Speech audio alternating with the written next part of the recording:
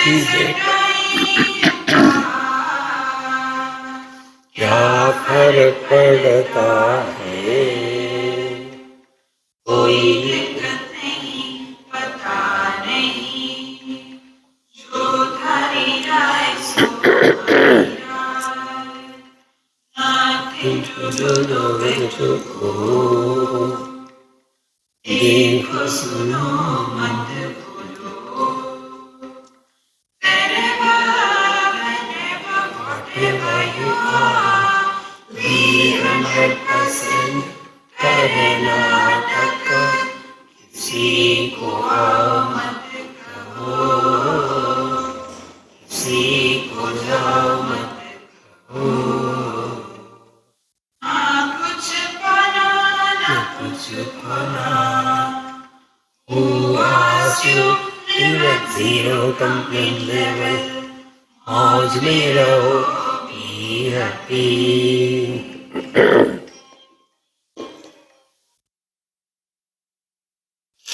श्री कृष्णा श्री कृष्णा श्री कृष्णा श्री कृष्णा। गुरुर्ब्रह्मा गुरुर्विष्णुः गुरुर्देवो महेश्वरः, गुरु साक्षात् परं ब्रह्म तस्मै श्री गुरवे नमः, तस्मै श्री गुरवे नमः। दो स्थानों पर उपदेश दिया गया है हमारे शास्त्रों में, एक तो भगवद गीता में और दूसरा योग वशिष्ठ में। दोनों में क्या भिन्नता है, क्या अंतर है? भगवद गीता में उपदेश दिया गया था बूढ़े अर्जुन को बूढ़े कृष्ण के द्वारा। उस समय भगवान 89 इयर्स के थे और अर्जुन 86 इयर्स का था, और उपदेश दिया था जब गले तक पानी चढ़ गया था तब। और दूसरे स्थान पर उपदेश दिया है योग वशिष्ठ में, वहां चित्र भिन्न है। भगवद गीता में भगवान कृष्ण है गुरु और अर्जुन है शिष्य। योग वशिष्ठ में वशिष्ठ जी है गुरु और भगवान राम है शिष्य। देखो कितना फर्क है। और जब यह उपदेश दिया गया था उस समय भगवान राम की आयु 15 साल की थी। कितना फर्क है देखो। और यह जो योग वशिष्ठ है भगवान के चरित्रकार वाल्मीकि महर्षि ने लिखा है, और इस ग्रंथ का कौन है वास्तविक लेखक, इसको लेकर के पंडितों में बहुत सारी बातें हो रही है। हमने कल भी बताया था, आज भी आपको स्पष्ट बताते हैं। हमको शास्त्रों का अध्ययन करने में पांडित्य का हमको कोई लेना देना नहीं। किसने किया, क्या किया, ए आदमी बैठ जाओ, तो बेटा निकल जाओ, लेट आते हो बीच में खड़े हो जाते। तो आप बैठ लो, आप नाश्ते चलते हो, सब लोग आपकी तरफ देखते हैं, हमारे तरफ कोई देखता नहीं, जब हमको जलन होती है। तो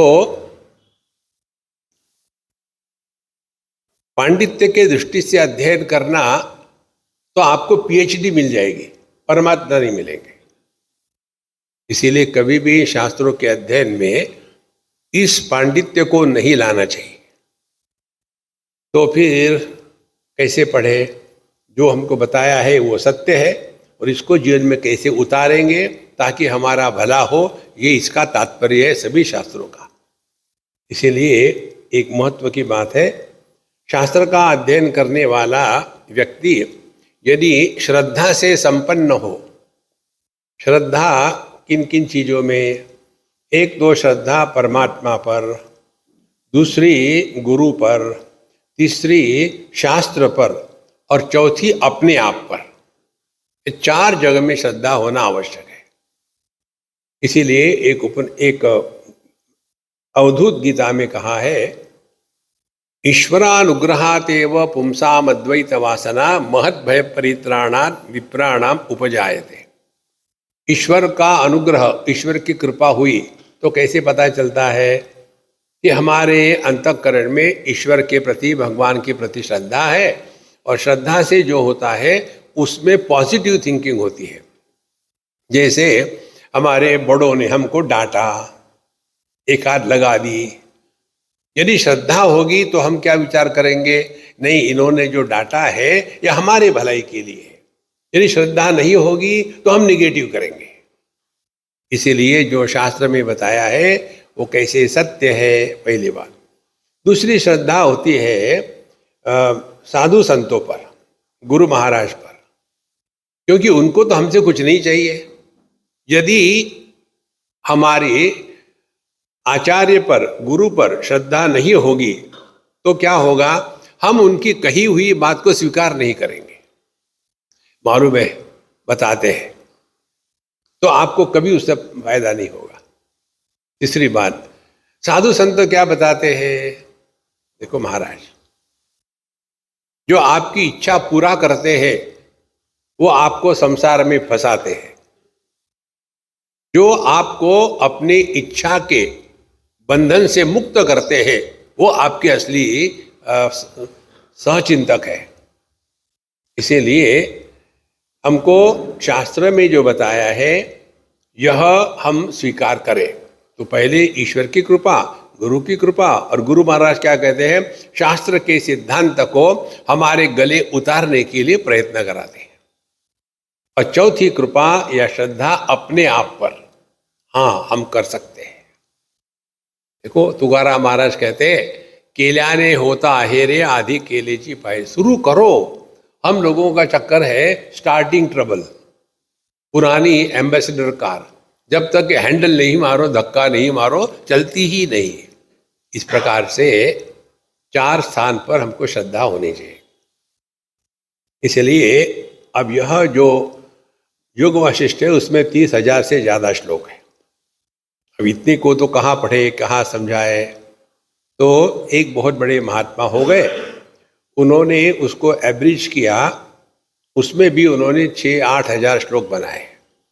उसमें से जो कथाएं हैं, कथा को कट करके केवल सिद्धांत के श्लोकों को किया है। उसके बाद एक दूसरे महात्मा हो गए स्वामी ज्ञानानंद भारती, दक्षिण भारत के, और उन्होंने इसको भी बहुत विस्तार से अध्ययन करके, समझ करके, इसके कोई 2000 श्लोक में उन्होंने इसको एवरेज किया है, कम किया है। वो हम ले रहे हैं, 30,000 को तो नहीं ले सकते। तो उसमें कथा ऐसी आती है कि भरद्वाज ने वाल्मीकि महर्षि को प्रश्न पूछा, और वो कथा कैसी है, जैसे हम श्लोक पढ़ेंगे उसमें ये अपने आप खुल जाएगी। तो पहले भगवान का स्मरण करते हैं। यतः सर्वाणि भूतानि प्रतिभान्ति स्थितानि च यत्रोपशमं यान्ति तस्मै सत्यात्मने नमः। पहला नमस्कार होता है सत्य को। सत माने सत्ता, सत माने सत्ता माने होना। पहले अपने होने को नमस्कार करते हैं। हमने कल बताया था, आज हम बताएंगे, 1000 बार बताएंगे। उपाधि निरपेक्ष अनुभूति, जिस अनुभव में कोई भी विशेषता नहीं है, इस पर थोड़ा सूक्ष्मता से चिंतन करें। कोई भी विशेषता नहीं है। अभी हमारे सर पर कितना बोझा है विशेषताओं का, कि मैं स्त्री, मैं पुरुष, मैं जवान, मैं बूढ़ा, मैं पढ़ा लिखा, मैं ज़्यादा ही पढ़ा लिखा, मैं ज्ञानी, मैं अज्ञानी, कितना बोझा है। उसमें एक और, मैं स्पिरिचुअल भी, सत्यानाश। देखो, सभी विशेषताओं का हमको संपूर्ण त्याग कर देना है। तो जो ज्ञान का विषय नहीं बनता, क्योंकि ज्ञान स्वरूप है। देखो, आंखें सभी रूप रंगों को विषय बना सकती है, आंखें स्वयं को विषय नहीं बना सकती क्योंकि प्रकाशक है। देखो, इसीलिए इस सत्य का पहले स्मरण करना है। क्या है? यतः सर्वाणि भूतानि प्रतिभाति स्थितानि च यत्र एव उपशमम यान्ति। जहां से संपूर्ण विश्व प्रकट होता है, रहता है, जिसमें लय हो जाता है, उस सत्य को हम नमस्कार करते हैं। अब देखो, कल रात को आप जो खर्राटे मार के सो रहे थे, उस समय हम कहाँ थे? देश स्थान गायब। हम कब थे? 2024 या 2025, वो गायब। हम क्या थे? स्त्री पुरुष, पति पत्नी, भाई बहन, सब कुछ गायब। तो क्या हम अभाव से प्रारंभ हो गए? अभाव से कुछ नहीं निकलता।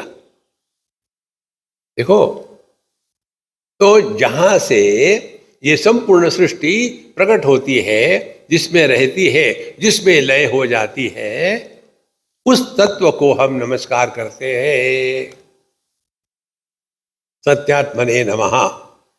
अब देखो, ऐसे सत्य को नमस्कार हो, इसका यदि अच्छी तरह से भाषांतरण समझ में आ जाए तो उसका प्रभाव भिन्न होता है। इसमें ये नहीं कहा कि मैं सत्य को नमस्कार करता हूं। सत्य के नमस्कार में यदि मैं बना रहा तो हमने सत्य को नमस्कार किया ही नहीं। यदि लहर समुद्र को नमस्कार करने के बाद बची रहती है तो वो नमस्कार नहीं है।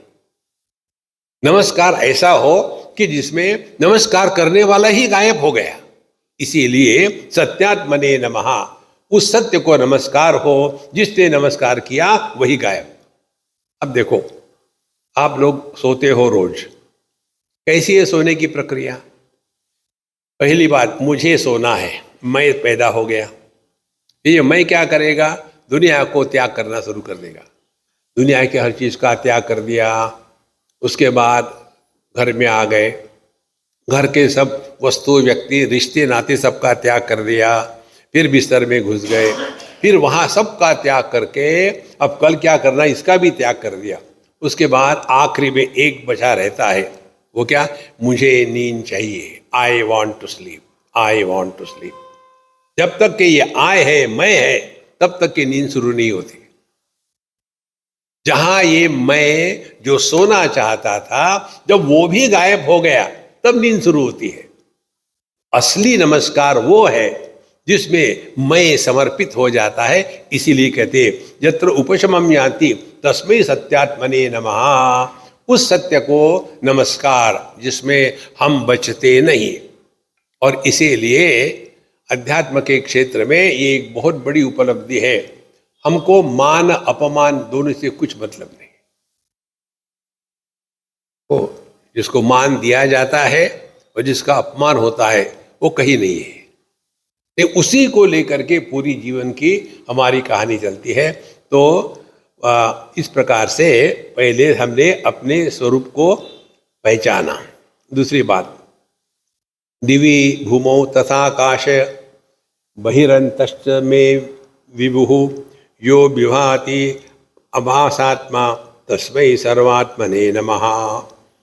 आकाश में, जमीन में, दिशाओं में, अंदर बाहर, चारों तरफ से जो सब में व्याप्त है और जो सबको प्रकाशित करता है, उस सर्वात्मने नमः, वो सबका जो अपना स्वरूप है, उसके प्रति हमने अपने आप को समर्पित कर दिया। अब देखो दूसरी महत्व की बात, जहां जहां अंदर और बाहर इसको हम सत्य के रूप में स्वीकार करते हैं, वहां संसार प्रारंभ होगा। और ये अंदर बाहर का चक्कर जो है, उसके लिए एक रेफरेंस चाहिए। बिना रेफरेंस के अंदर बाहर सिद्ध नहीं होता। जैसे उदाहरण के लिए ये जो है डिब्बी कहाँ है? अंदर है। कहाँ अंदर? जेब के अंदर। अब ये पुस्तक कहाँ है? बाहर है। तो अंदर बाहर किसके रेफरेंस है? जेब के। फिर हम लोग यहाँ बैठे हैं, कहाँ? अंदर। कहाँ? किसके अंदर? हॉल के अंदर। कार कहाँ है? बाहर। किसके बाहर? हॉल के बाहर। तो ये अंदर बाहर का जो चक्कर है, उसके लिए एक रेफरेंस पॉइंट चाहिए। अब जब हम सोते हैं, खर्राटे मारते हैं, उस समय हम देह के अंदर होते हैं कि बाहर होते हैं? घर के अंदर है कि घर के बाहर है? बिस्तर के ऊपर है कि बिस्तर के नीचे है? स्त्री है कि पुरुष है? जवान है कि बूढ़े है? सब कुछ गायब हो गया। ऐसा जो सबका प्रकाशक है लेकिन किसी के भी द्वारा प्रभावित नहीं होता, ऐसे तत्व को हम अपने आप को समर्पित कर देते हैं। तो महाराज, तो सत हो गया, यह चित हो गया, प्रकाशात्मने नमः। अब तीसरी बात कहते हैं, अहम बद्धो विमुक्तो श्याम इति यस्यास्ति निश्चयः न अत्यंतम अज्ञ न तज्ञः सोस्मिन् शास्त्रे अधिकारवान। अब ये जो योग वशिष्ठ है, इसका अध्ययन करने का कौन अधिकारी है? कौन है अधिकारी?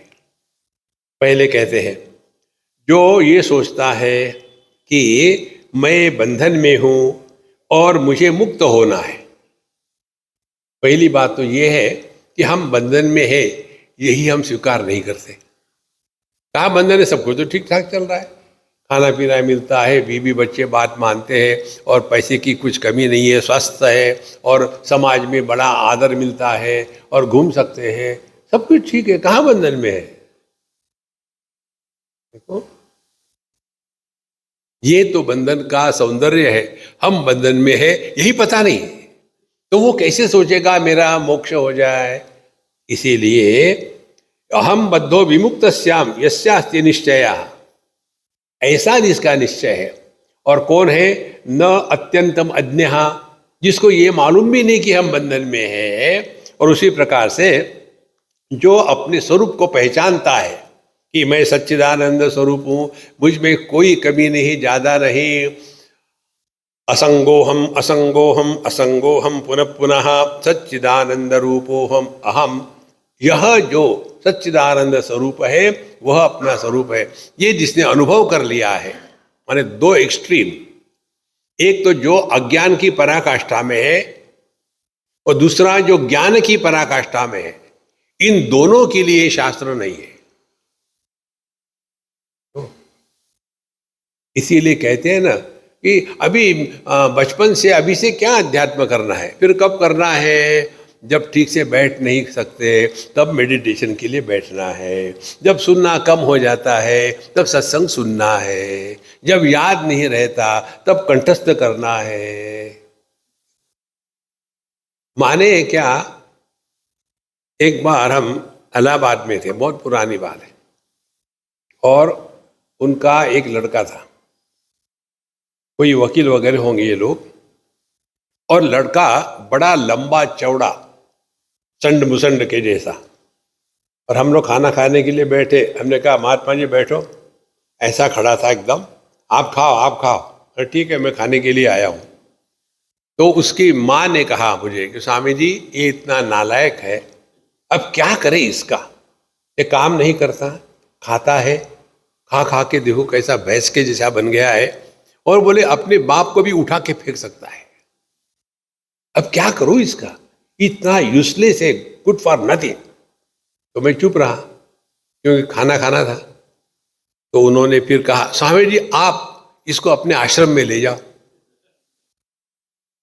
तब मैंने उनको कहा आपने एकदम ठीक कहा, मैं भी ऐसा सब काम के लिए नालायक था, तो मेरी माँ ने मुझे एक आश्रम में भेज दिया था। तो जितने नालायक होते हैं ना, वो अध्यात्म के लिए होते हैं, जो लायक होते हैं वो संसार के लिए होते हैं। देखो,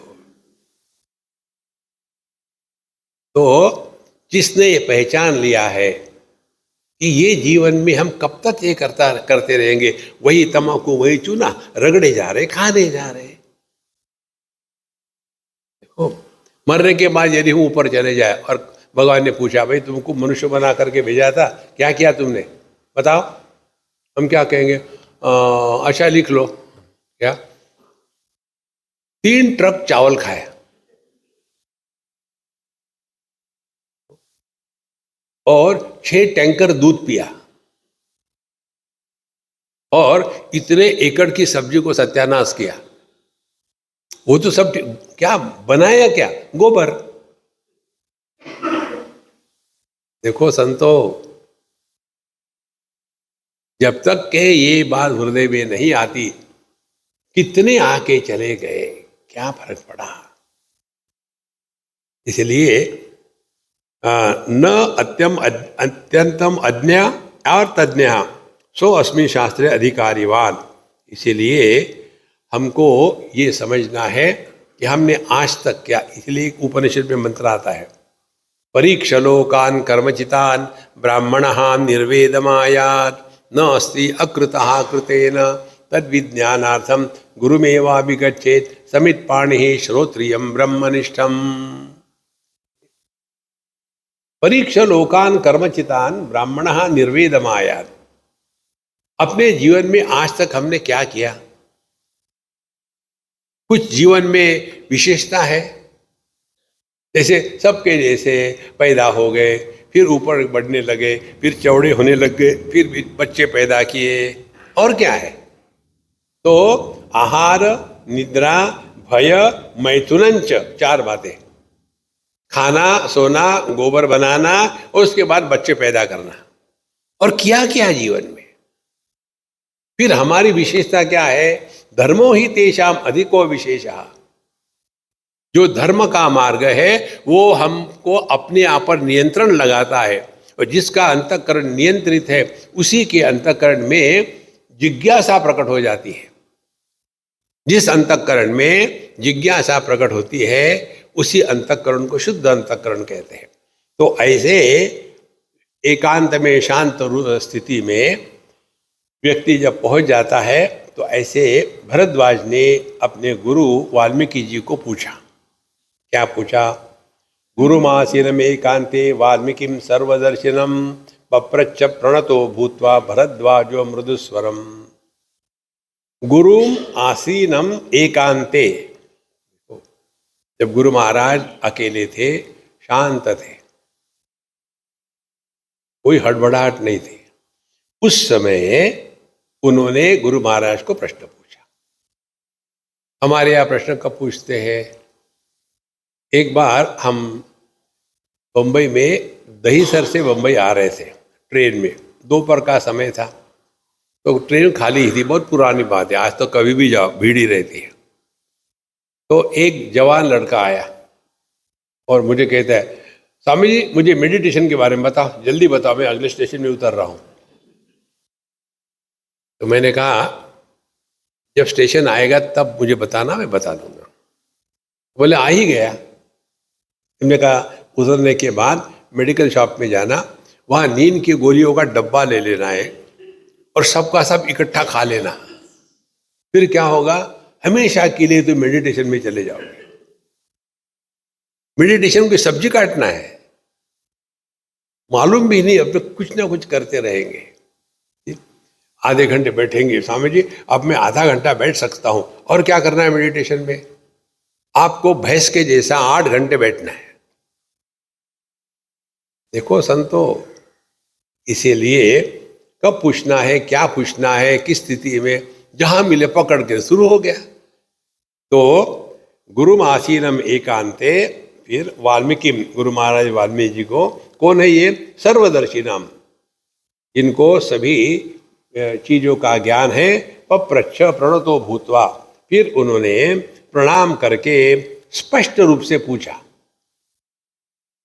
कई बार हमको क्या पूछना यही मालूम नहीं। स्वामी जी आई मीन तो तुम मिलते रहो, क्या चाहिए, क्या मांगना है, कुछ नहीं। आप देखेंगे नॉर्मली लोग अपनी समस्या और दूसरे कैसे खराब है, मैं कैसे अच्छा हूं, इसके आगे जाते ही नहीं। देखो, फिर सोचते कि महाराज जी कमर को हाथ लगा दो, मेरी कमर बहुत दुखती है। तो हम कहते कि अम्मा ये कमर कहाँ है, कमर नहीं दुखती है आपकी? बोले हाँ बहुत दुखती है। कमर हो तो दुखेगी ना, ये तो कमरा है। देखो, इसीलिए महाराज इन सब चीजों के चक्कर में मत पड़ो। जीवन का हर एक दुख हमको अंतर्मुखी होने के लिए दिया जाता है, परेशान करने के लिए नहीं। उदाहरण ले लो, आपको यदि दर्द हो रहा है दांत में, देखो जैसे हम भोपाल में थे तो वहाँ ये हमारे हाथ का ऑपरेशन का क्लियर हो रहा था, तो वहाँ डेंटिस्ट भी थे बड़े अच्छे, वो मुझे मिलने आए थे। मैंने कहा भी तुम डेंटिस्ट हो, को जरा देख लो, मुझे ये गम्स में बड़ा परेशान होता है, कभी कभी बहुत दर्द होता है। तो फिर वो ले गए, पूरा देखा। अब जो मुझे दांत में दर्द हो रहा था वो क्या मुझे परेशान करने के लिए दिया था क्या? ये इसलिए दिया था, अरे यार यहाँ कोई गड़बड़ी है, ठीक करा लो। इसी प्रकार से जब हम मन से दुखी होते हैं, किसी ने कुछ कहा तो चोट लगती है, ये हमको दुखी करने के लिए नहीं होता। ये समझना है कि हमारी विचारधारा गलत चल रही है। सभी समस्याओं का मूल विचारों की कमी। यदि योग्य विचार करने की प्रक्रिया समझ में आ जाए तो हमको समस्या को हल करने की जरूरत नहीं है, समस्या गल जाती है। एक भी समस्या ऐसी नहीं दुनिया की कि जिसका पूरा हल मिल सकेगा आपको। समस्या को गलाना पड़ता है, और गलने के लिए एक ही उपाय है, चिंतन करो, समझो। तो यहां आकर के पप्रच्छ, स्पष्टता से पूछा भरद्वाजो मृदुस्वरम। और कैसे पूछा? मृदुस्वरम, बड़े प्यार से, आदर से, शांति से, स्पष्ट रूप से उन्होंने पूछा। क्या पूछा? भगवन् ज्ञातुमिच्छामि कथम संसार संकटे रामो व्यवहृतो यस्मिन् कारुण्यात् ब्रूहि मे गुरो। हे भगवान, ये बताइए भगवान राम इस दुनिया में कितने कष्ट से गए? तो क्या क्या कष्ट थे? तो पहले तो उनको कहा कि तुम अभी राजा बनोगे, अभिषेक किया। दूसरे दिन नहीं नहीं नहीं, जंगल में जाना है। ऐसे जिसके जीवन में विरोधाभास की पराकाष्ठा है, ऐसे भगवान राम कैसे शांत रहे? क्या उसके पीछे का रहस्य ही हमको बताओ। साधक कौन होता है? जो अपनी अनुभूति से, जगत के सभी व्यवहार से कुछ न कुछ सीखने के लिए तैयार है, वो साधक है। ये बात स्पष्ट समझ लो। कोई किसी को कुछ सिखा नहीं सकता, और जो सीखना चाहता है उसको कोई रोक नहीं सकता। यदि आपको अध्यात्म के मार्ग पर चलना है, टिकना है, तो ये स्पष्ट समझ लो, आपको कोई कुछ नहीं सिखा सकता, आपको ही सीखना है। और यदि आप सीखने में तुले हुए हो तो भगवान भी आपको रोक नहीं सकता। देखो संतो, ये सीखने के लिए कितना कमिटमेंट चाहिए और क्या कारण है, दो बातें आपको बताते हैं। हमको अपने जीवन में पैसे का महत्व है। किसी ने ये कहा क्या कि यार पैसे कमाना कठिन है, मैं नहीं कमाऊंगा, क्योंकि महत्व है ना। फिर वहां पैसा टेबल के ऊपर, टेबल के नीचे, टेबल के बगल में, पीछे, कहीं से भी पैसा आना चाहिए, क्योंकि महत्व है पैसे के लिए। इसी प्रकार से साधक के लिए महत्व किसका होना चाहिए? अपने अंतःकरण की शांति। सर्वश्रेष्ठ वस्तु हमारे जीवन में कुछ हो तो हमारे मन की शांति। मन शांत रहे। शांत माने सोने वाला नहीं, बहुत ही शांत हो गया हो, शांत, प्रसन्न, उपलब्ध, उत्साह से परिपूर्ण, ऐसा जो मन है, ऐसे ही मन में ज्ञान प्रकट होता है।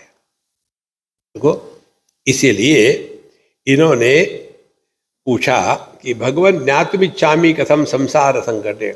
ये कैसे भगवान राम इतने संसार के संकट आ गए, कैसे वो शांत प्रसन्न रहे, क्या उसके पीछे है?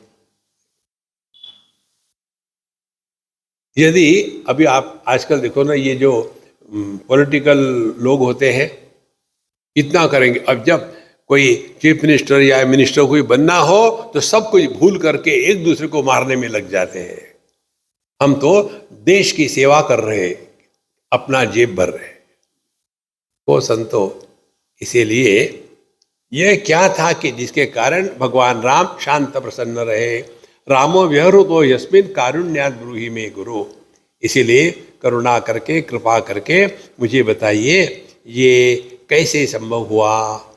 अब इसको लेकर के आगे बताते हैं वाल्मीकि महर्षि। अब यहां से तत्व का प्रतिपादन शुरू हो गया। यहां तक के अब कथा का जो बैकग्राउंड है वो बताया। देखो, योग वासिष्ठ इतना सुंदर और सच्चा ग्रंथ है। कारण इसका एक है, मुख्य कारण इसकी जो भाषा है, विषय का प्रतिपादन है, यह कहानियों के रूप में कहा गया है। जैसे पुराणों में कितनी कहानियां होती है, पौराणिक कहानियों के माध्यम से। ये अम्मा को बैठाओ जो सन्यासी नहीं आई है। तो बाकी बैठे रहो, एक आदमी काफी है। तो जब अब कोई, अब मेरे तरफ देखो, मैं भी सुंदर हूं।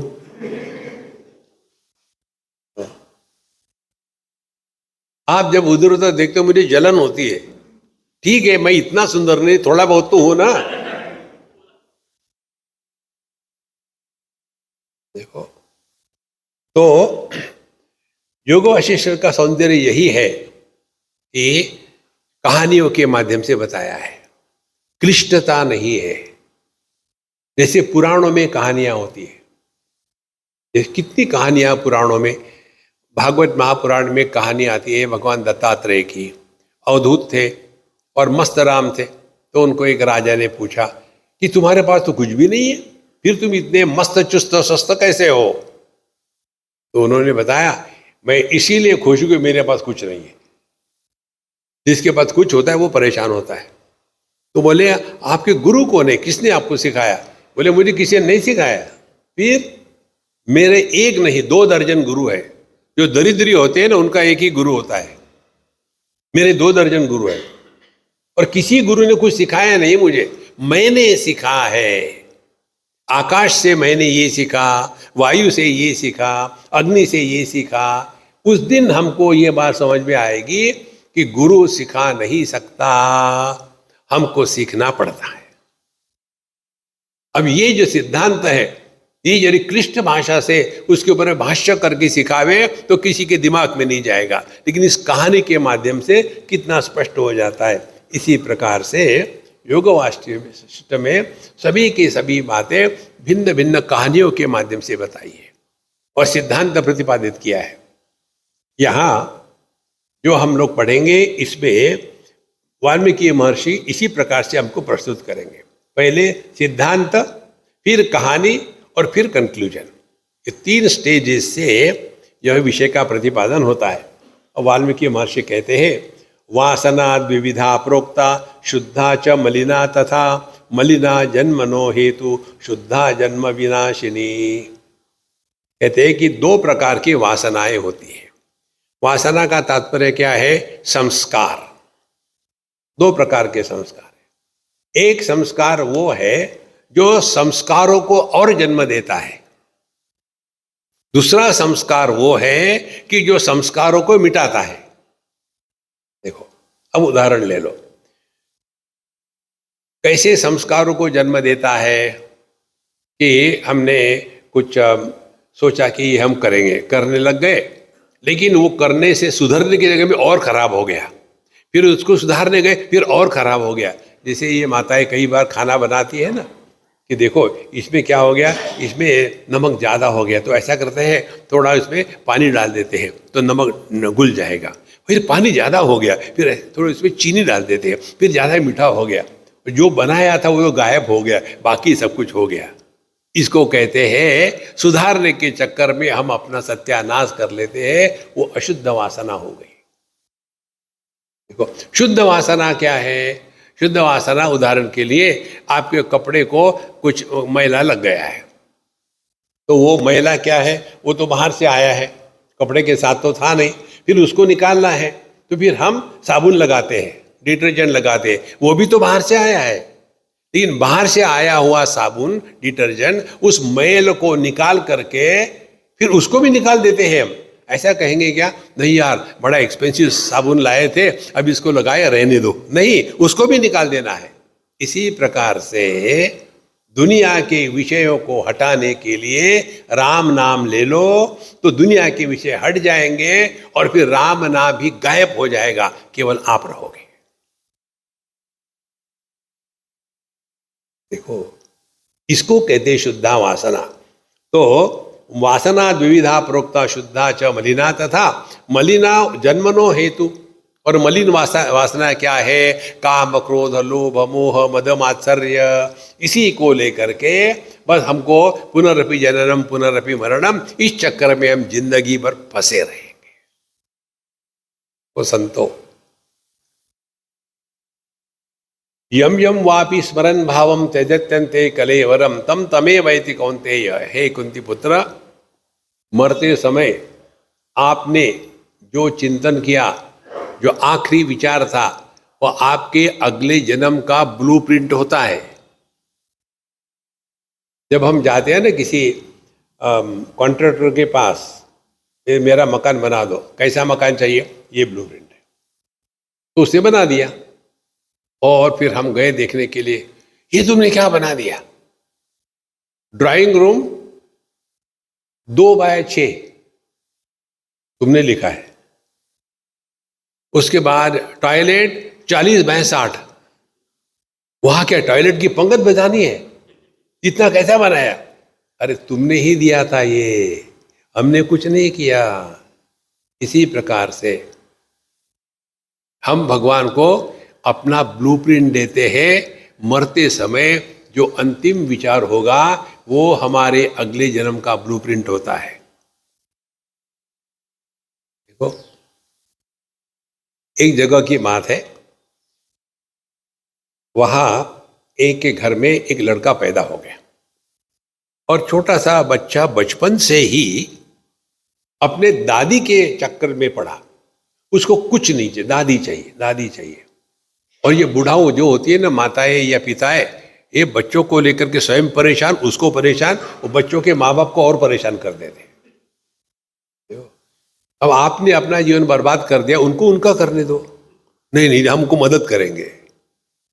तो वो बूढ़ा वैसी ही थी, नहीं नहीं इसको कुछ नहीं आता बच्चों को कैसे संभालना।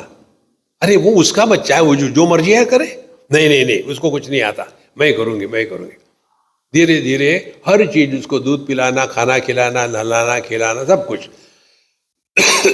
अब ये दादी करती थी।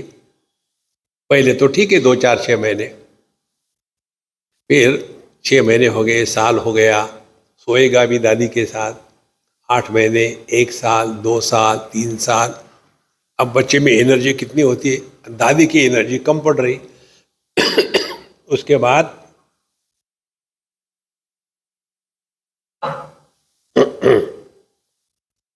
फिर चक्कर ये रहा कि ये बच्चा दादी को डिक्टेट करने लग गया, ये साड़ी मत पहनो, मुझे नहीं अच्छी लगती। दादी को कह दिया, उस आदमी से बात मत करना, मुझे खाने के लिए वो दो। तो वो ऐसा जब डिक्टेट करने लग गया, इसने सोचा ये ऐसा क्यों व्यवहार करता है मेरे साथ। फिर पंडित जी के पास गए, पूजा पोथी जो करना है किया, और पंडित ने बताया ये तुम्हारे दिवंगत पति है।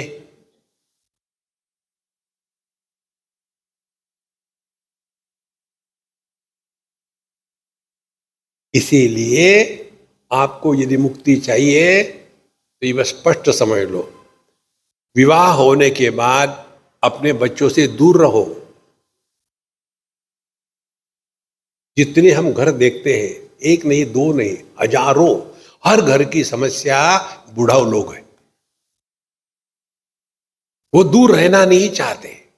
एक उदाहरण आपको बताते, हम तो कितने केसेस हैंडल किए। एक जगह में लड़का लड़की विवाह हो गया, प्रेम विवाह, बच्चा हो गया। अब फिर लड़के की मां मर गई और उस लड़की के पिताजी मर गए। अब ये लड़की की जो माँ है वो विधवा हो गई और लड़के के पिताजी वो भी अकेले हो गए।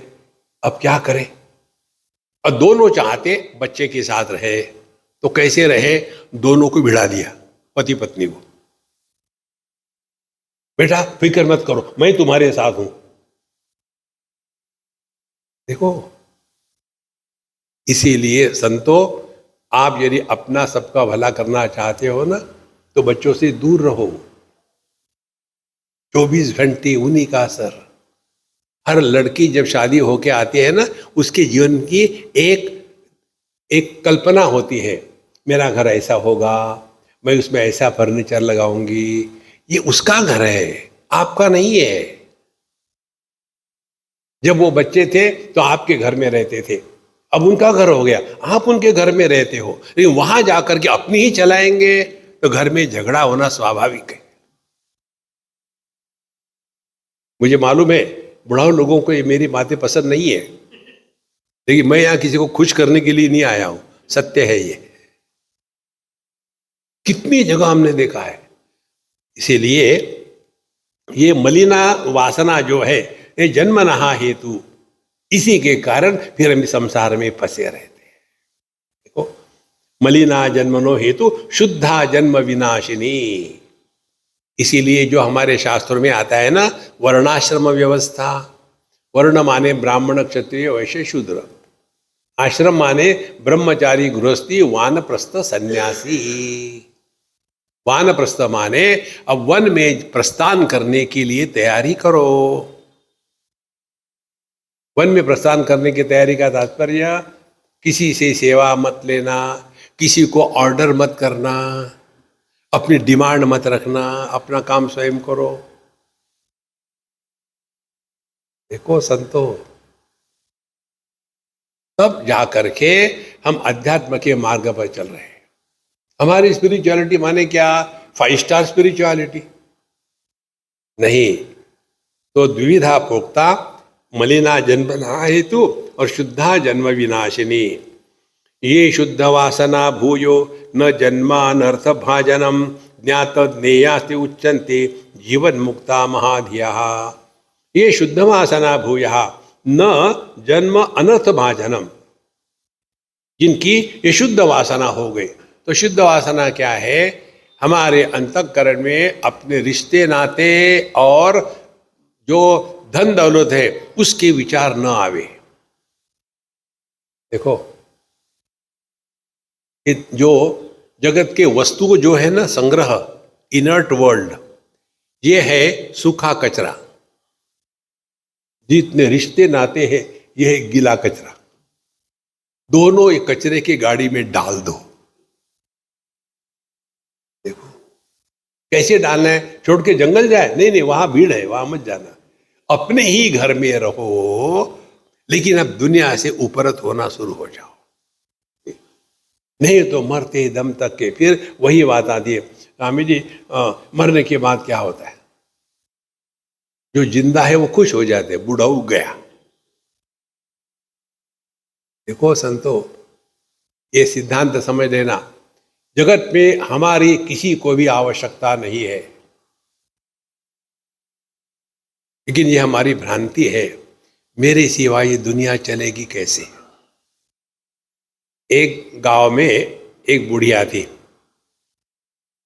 रोज सुबह उसका जो मुर्गा था वो आवाज देता था तो सब लोग उठ जाते, सूर्य भी ऊपर आ गया। अब उसके दिमाग में यह हो गया कि मेरा मुर्गा जब आवाज करता है तभी सूर्योदय होता है। अब ये लोग मेरी बात मानते नहीं तो ठीक है, मैं उस मुर्गे को एक टोकरी के अंदर दबा के रखूंगी, देखते हैं लोग कैसा जीते हैं।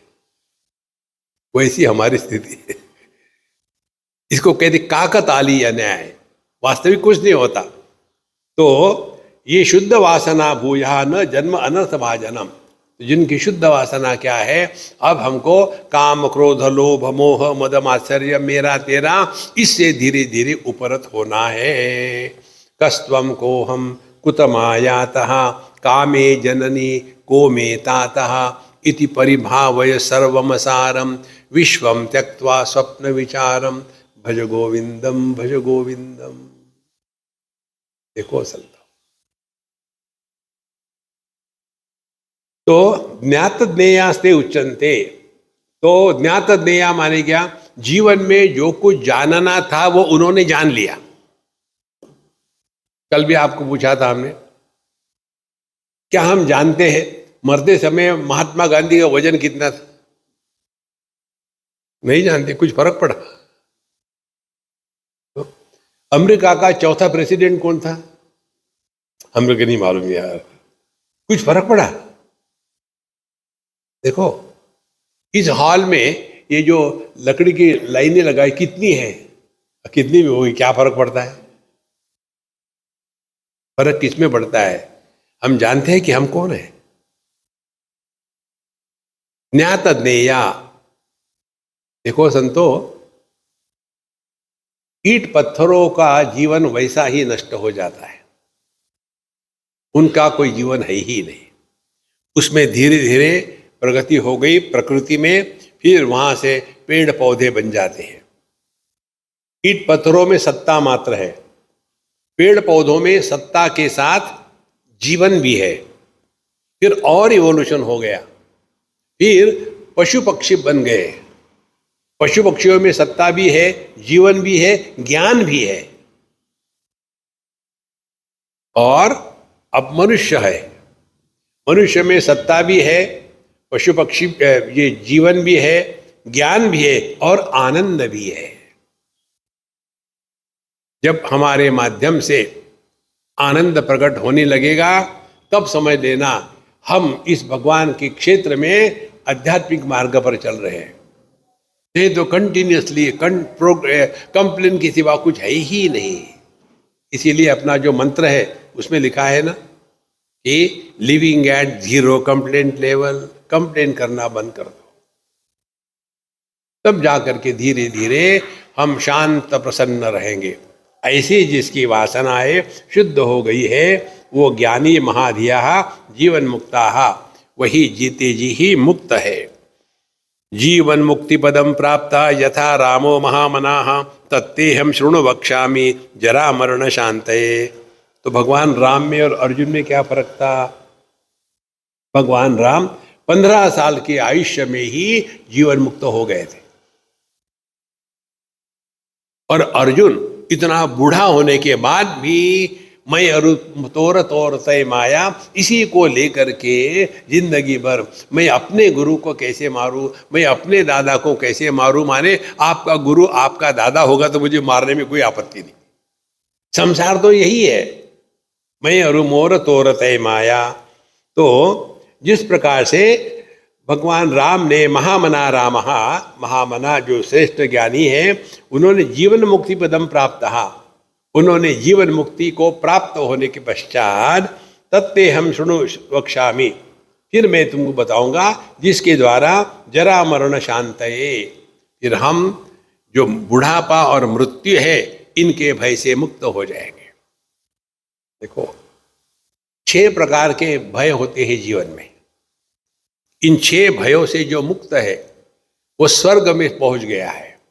स्वर्ग यह स्थान विशेष नहीं है, जैसे हुब्बड़ी स्थान विशेष है, फिर बेलगाम स्थान विशेष है, बेंगलुरु स्थान विशेष है, वैसे स्वर्ग कोई स्थान विशेष नहीं है। देखो, स्वर्ग किसको कहते हैं? स्वर्ग लोक, लोक्यते इति लोकः। लोक माने अनुभव का क्षेत्र। तो कौन सा है स्वर्गलोक? कठोपनिषद में नचिकेत महाराज कहते हैं, स्वर्गे लोके न भयम किंचनास्ति। पहली बात, स्वर्ग में किसी प्रकार का भय नहीं है। कौन से भय होते हैं? शरीर को लेकर के जरा मृत्यु, बुढ़ापा और मृत्यु का भय स्थूल देह को लेकर के होता है। उसके बाद प्राण को लेकर के भय होता है अशना पिपासा, भूख और प्यास। हम वहां जाएंगे, हमको सब मिलेगा ना।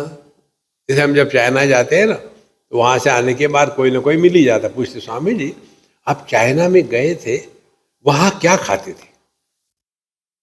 मैं वहां खाने के लिए गया था क्या, कि सत्संग के लिए गया था? फिर मैं भी वैसे उत्तर देता हूं।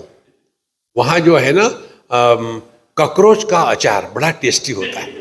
स्वामी जी आप क्या बोल रहे हैं, अच्छा होता है वो, होता है और क्या है। जिंदगी भर खाने का ही विचार, दूसरा विचार नहीं। जिन घरों में बुढ़ाऊ आदमी होता है, काम नहीं करता है, सुबह से लेकर के शाम तक के फरमाइश के बाद फरमाइश, दूसरा कुछ है ही नहीं करने के लिए। हमारे बंबई की बात बताऊं आपको। अब बंबई के घर बिल्कुल कबूतर खाने हैं, 1 BHK इत्यादि, 2 BHK, एक बाथरूम। अब घर में 2-3 बच्चे स्कूल कॉलेज में जाने वाले, कोई नौकरी करता है, और ये अम्मा को सब कुछ को देखना है।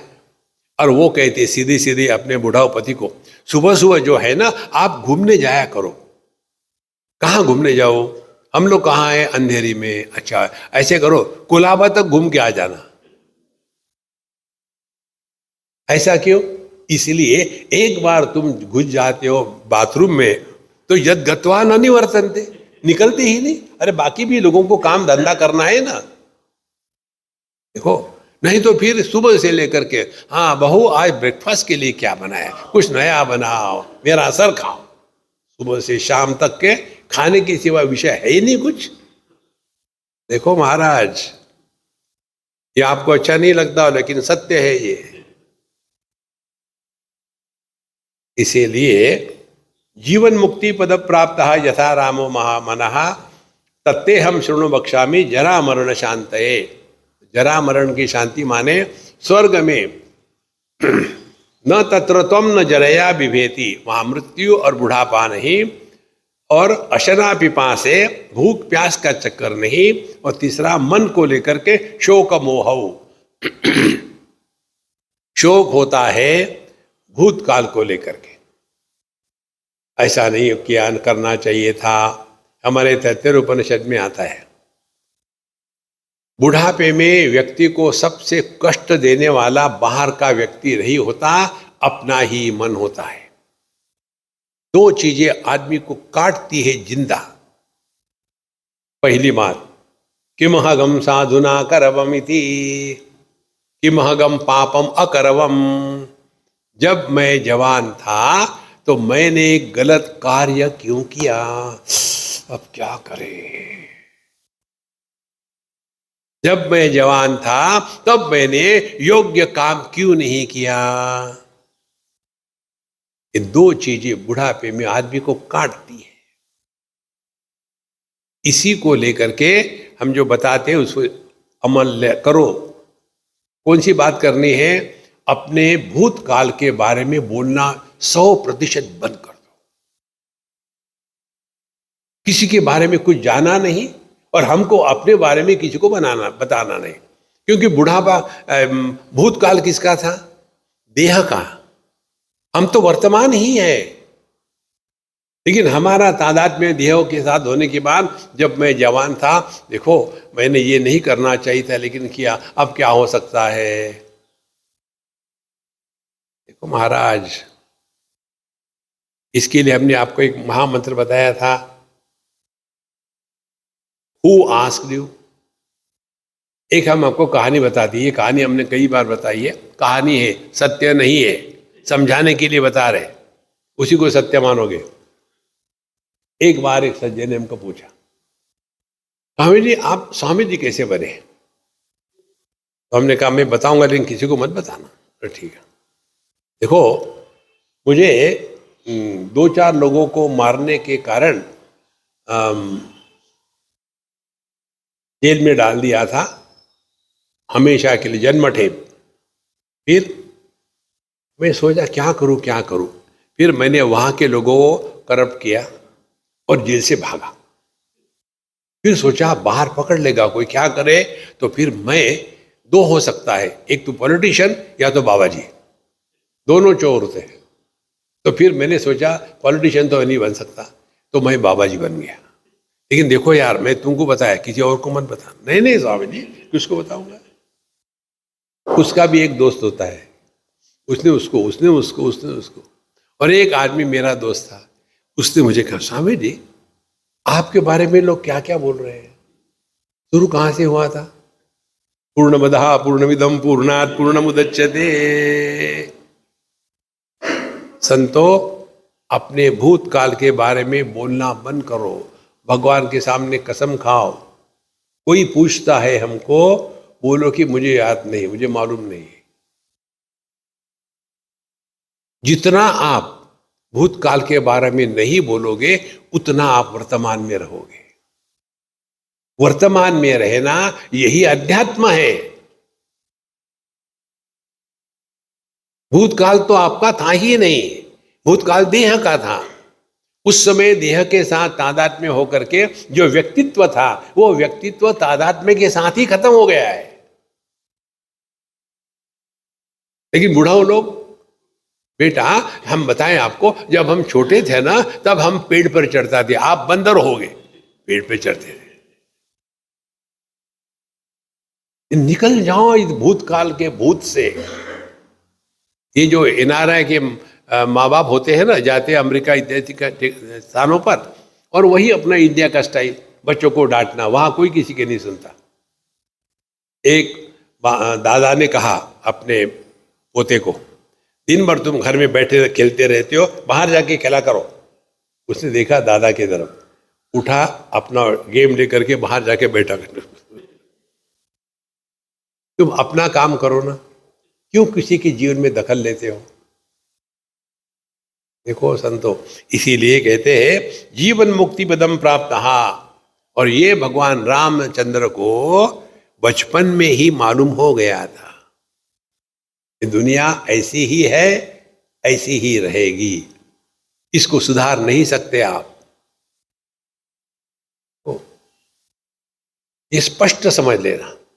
भगवान राम आके चले गए, अयोध्या का मसाला चलता ही रहता है। भगवान कृष्ण आके चले गए, उनकी द्वारका डूब गई। आप और हम, क्या औकात है हमारी? तो इसीलिए संतो, अपने इसी जीवन में अपने माध्यम से परमात्मा प्रकट हो, ये जीवन का लक्ष्य है। भगवान को प्राप्त नहीं करना है, वो है प्राप्त, वो ढक चुके हैं। देखो, भय प्रकट कृपाला दीन दयाला। एक उदाहरण देते हैं आपको। ये उदाहरण हमको रिसेंटली मिला, जब हम अपनी बैग सूटकेस पैक कर रहे थे, उस समय हमको मिला है उदाहरण। क्योंकि हमारी साधना एक ही है, अपने हर एक अनुभूति से सीखो। कई बार जो स्टूडेंट्स होते हैं ना, हमको पूछते हैं, स्वामी जी आप इतने उदाहरण देते हो, हमको हमेशा लेक्चर के समय उदाहरण की कमी पड़ती है, कहाँ से लाते हो उदाहरण? हमने कहा तुम एक उदाहरण हो, हम तुमसे सीख रहे हैं। देखो, सीखना है। तो जब हम अपनी सूटकेस भर रहे थे, उस समय हमने ये सीखा। उसमें इतना भर गया सामान, लेकिन कुछ बचा था। अब क्या करें, जगह ही नहीं है इसमें, no space, how to add. तो वहाँ एक छोटा बच्चा था। बोले स्वामी जी आप परेशान हो? हाँ। बोले क्यों? बोले देखो, ये मैंने ला के देखो, इसमें जगह ही नहीं है, इसमें जगह कैसे डालूं मैं? वो बच्चा हंस दिया। क्यों हंस रहे हो? बोले स्वामी जी जगह ऐड नहीं की जा सकती, फिर इसमें से कुछ निकाल दो तो जगह हो जाएगी। कितनी बड़ी बात है। हमारे अंदर इतना कूड़ा करकट भरा हुआ है। तो जैसे आकाश होते हुए भी ढक जाता है, इसी प्रकार से हम परमात्मा स्वरूप होते हुए भी काम क्रोध लोभ मोह मेरा तेरा ये दुनिया से ठसा ठस भरा हुआ है, उसको खाली करो महाराज, प्रभु प्रकट हो जाएंगे। भगवान का दर्शन नहीं होता, इस चक्कर में मत पड़ो। भगवान का दर्शन लेके करोगे क्या? टुकुर टुकुर देखते रहोगे, आगे क्या करोगे? देखिए, कई लोग होते हैं ना, अपने गुरु को भगवान कहते हैं। जैसे आप जानते होंगे भगवान सत्य साई बाबा, अब आप उनके जो जितने फॉलो उनको भगवान कहते थे, अच्छी बात है कहो, लेकिन उनका जीवन देखो कैसा है। तू मैं झगड़ा, ये ऐसा वो वैसा वो कैसा। अरे भगवान का दर्शन होने के बाद यदि हम ध्रुव के जैसे हो गए। ध्रुव क्या था? ध्रुव ने भगवान की प्रार्थना करके क्या मांगा? मुझे ऐसा स्थान दे दो कि मुझे वहां से कोई हटा नहीं सके, जिंदगी भर वहां बैठे रहो। फिर उनको दुख हुआ कि देखो परमात्मा का दर्शन हुआ और मैंने मांगा क्या? 1 BHK। अरे दरिद्री,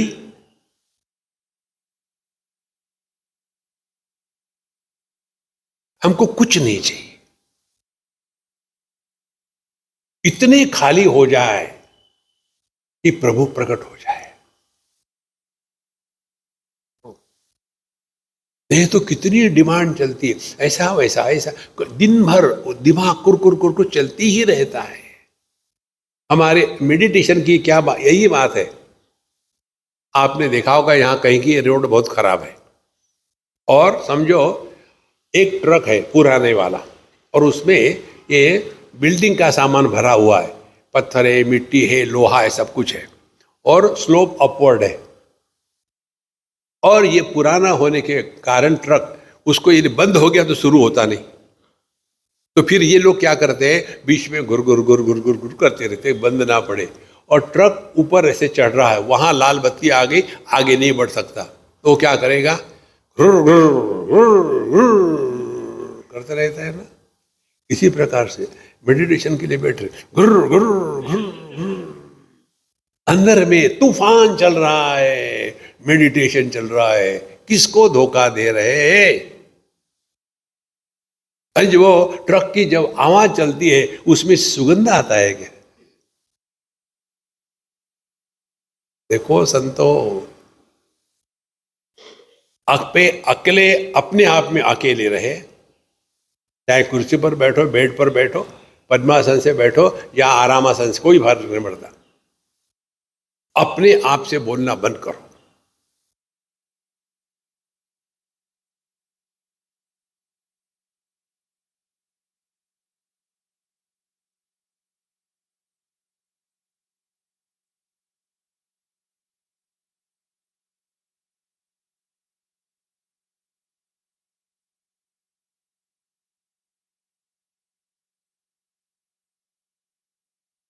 फिर क्या करें? क्योंकि हम अपने आप से डरते हैं। मनुष्य अपने आप से जितना डरता है और किसी से नहीं डरता, और इसीलिए हम भागते हैं, अपनी दूर चले जाते हैं।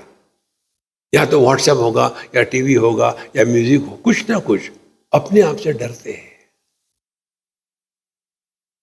जब हम अपने आप से डरते हैं तो लोग हमसे प्रेम कैसा करेंगे?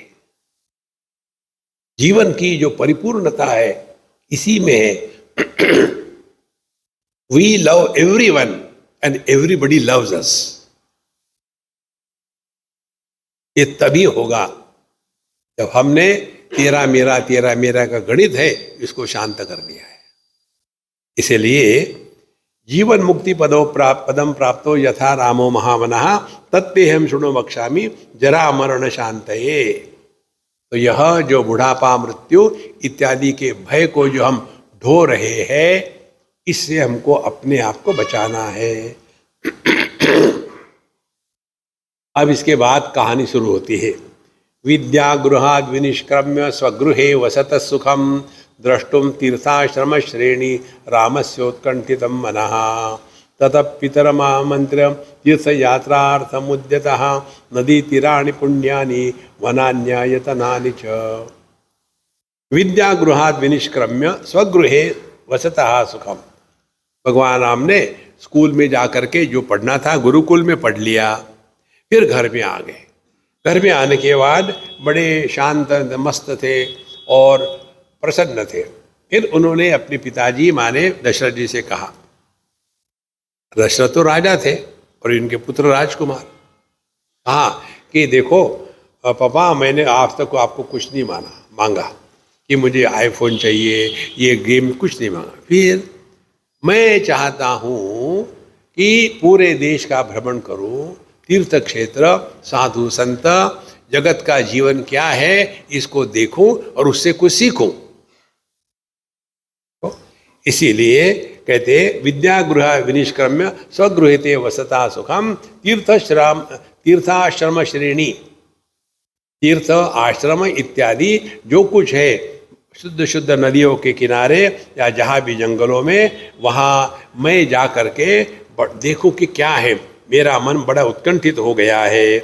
ततः पितरमामंत्र्य तीर्थ यात्रा समुद्यत।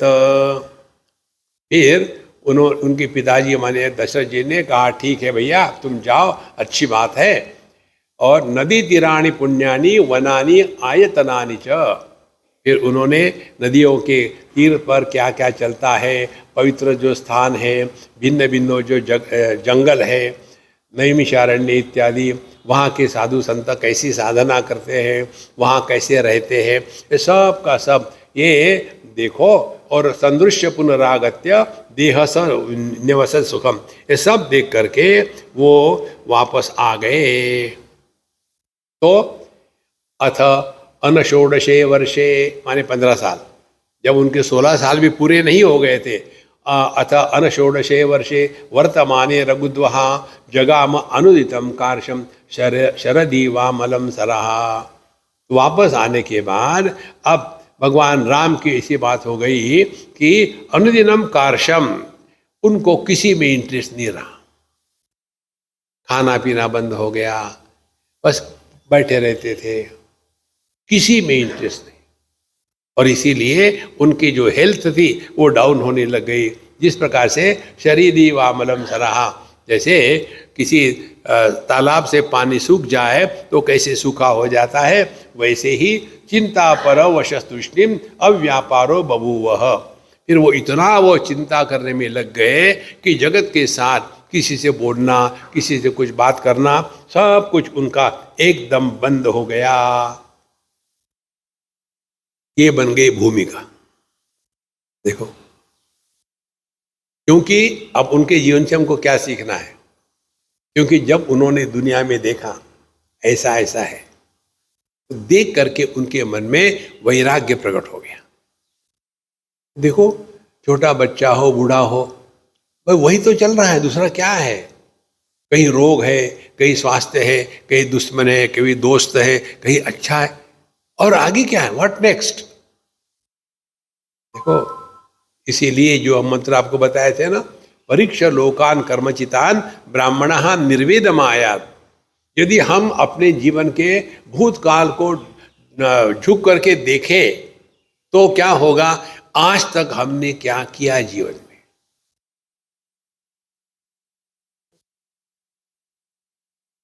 बड़े हो गए क्योंकि सभी बड़े होते हैं, काम धंधे के लिए कुछ सीख लिया, सभी सीखते हैं, शादियां की सब करते हैं, बच्चे पैदा किया, व्हाट नेक्स्ट। पुनरपि जननम पुनरपि मरणम, यही जीवन है।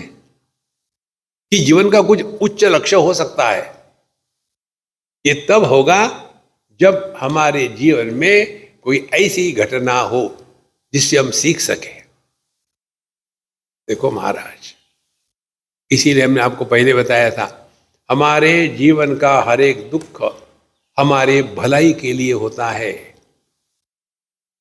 आप उदाहरण से समझ लो, आप सपना देख रहे हो, बहुत बढ़िया सपना है, आप बढ़िया कार में घूमने गए हो, वर्ल्ड टूर निकाला, यहाँ से गए, फिर स्विट्जरलैंड चले गए, यूरोप में घूम रहे, अमेरिका घूमने गए।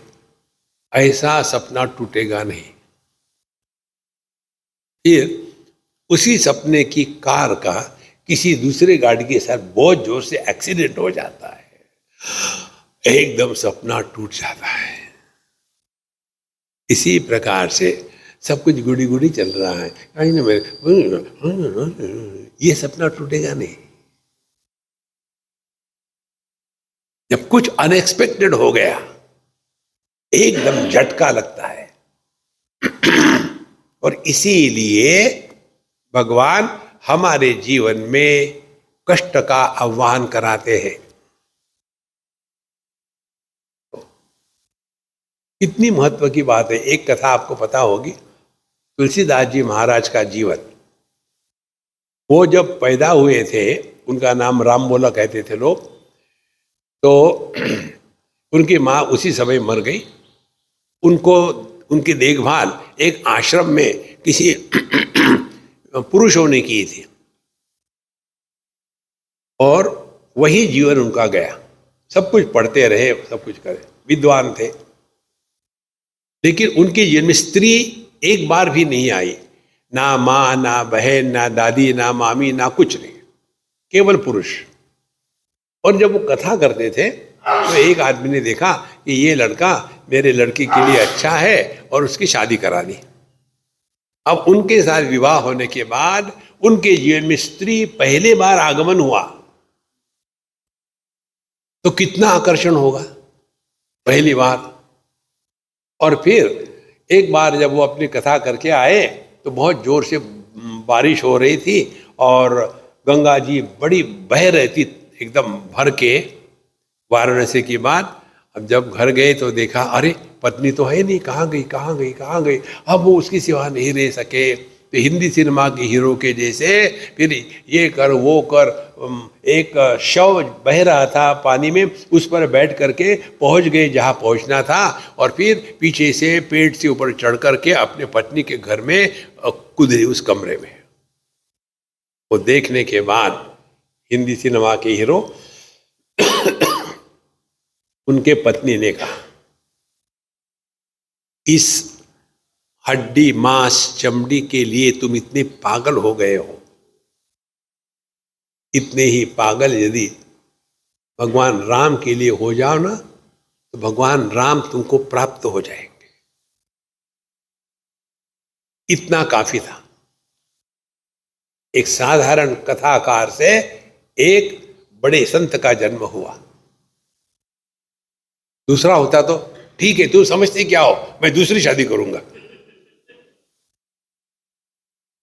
देखो संतो, आदमी को ये जो सीखने की क्षमता है यही प्रभु का वरदान है। जो व्यक्ति अपने अनुभव से नहीं सीखता उसको भगवान भी नहीं सिखा सकते। यही बात भगवान राम की थी। उन्होंने स्वयं कुछ नहीं दुख भोगा, देखा दुनिया को।